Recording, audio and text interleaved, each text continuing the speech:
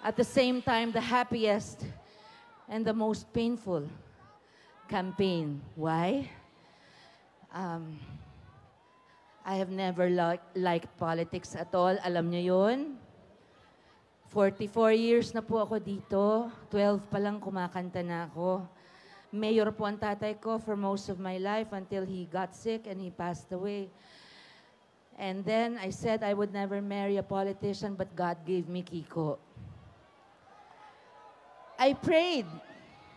My first marriage, unfortunately, did not work out. You all know that. Too young. Don't get married young if you can help it. Then I prayed hard after several heartbreaks. Lord, kayo na po ang pumili.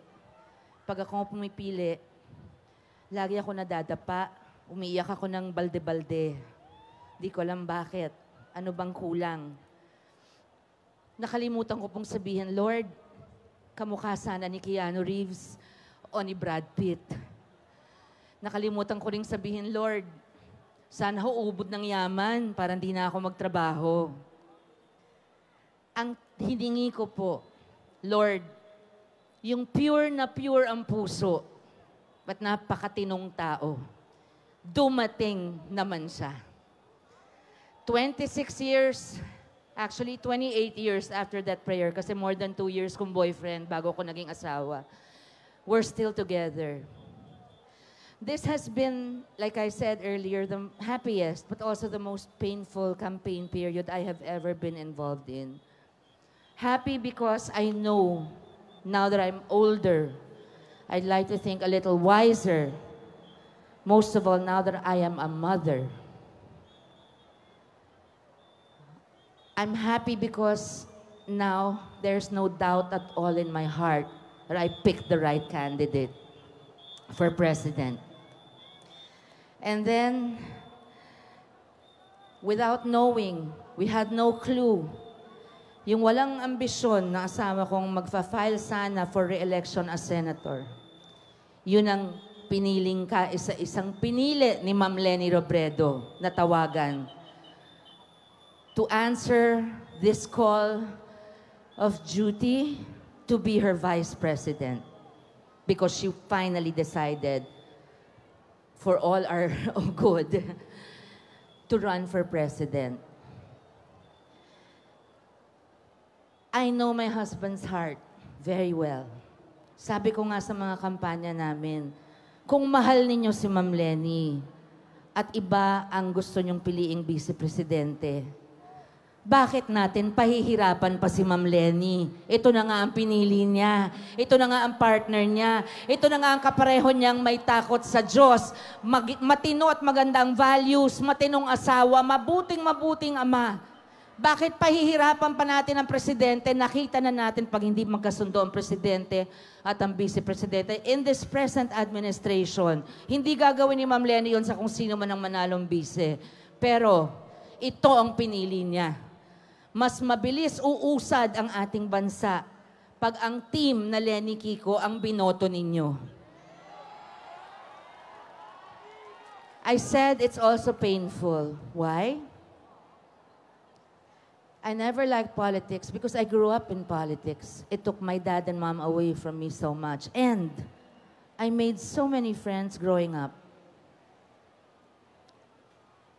My first visit to Malacanang, the palace, was when I was about 12, 13. My first disco I ever went to was in the palace. I met Pope Paul VI in the palace. So many things happened in the palace. Napapalit-palit lang ng presidente.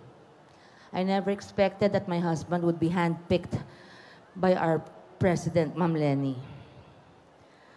It's painful because I have friends who are also running. I want to say, of course, you know, there's family, not just family, but family I love very, very much, also running. And I would not wish for anyone to be in the position I have been put in because it's hard. But my commitment when I married Kiko was to be with my husband. Just this is the end. We've come to the end of our fight. Mga kakamping, this is the end. But the big battle is just about to come. The biggest battle is on Monday. Makikiusap lang po ako. When you go to vote on Monday, do not wear pink. Please do not wear pink. It's best not to let others know. Ang isa pang pakiusap ko sa inyong lahat, nandito kayo, nagtitiis sa init, nagtitiis ng gutom. We heard may mga natulog pa dito, nag-camp out since yesterday. Thank you so much. You have made history. You are part of history now. Win or lose, you are part of history. Because we have never seen in our lifetime crowds like you who have spent your own money to come to Ma'am Leni's rallies, who have stood waiting for Ma'am Leni, Kiko, and our senatorial candidates. You have dealt with heat, hunger, thirst, but you have been sharing with your fellow kakampings kahit di nyo kilala. That is a kakamping. And that is the kind of Filipino we need to be again. I love you too. Thank you, thank you. I said it's painful. Can I just say a few personal words? This is for Bong. Bong, I don't have to agree or like what you've done or what you have not done. For me to always remember your kindness towards me when I was growing up, as well as your whole family. I wish you, Liza, and your beautiful boys God's blessings, and that we all come together when all this is over and just be Filipinos. I also want to say to Sarah, Inday, nagkakaintindihan tayo. Kahit wala na si tatay sa aking buhay, never ka nawala. Alam ko, kasi hindi ka lang Sharon yan. Pero mahal kita. Kaya lang ang vice-presidente ko talaga si Kiko. Kakaintindihan naman tayo. Most of all, to my second father, Senate President Tito Soto, Daddy, thank you for embracing me when I saw you. Thank you for saying I love you back. I love you very much, Dad, but this has been, I hope it doesn't divide our family. Our families and our family. Mama Helen, the only peace I find in my heart is that you would have done the exact same thing for Daddy if you had been in my shoes. After all, you raised me also, and I'm so much like you because I'm your eldest. I love you very much, and I miss you. My sisters, I miss you and I love you with all my heart. Guy, I love you, my brother. There's only love tonight. There's nothing. We're done with all that. You're here kasi alam nyo na kung ano ang dapat. Kung ano, higit sa dapat, kung anong kailangan. When I was in pain inside,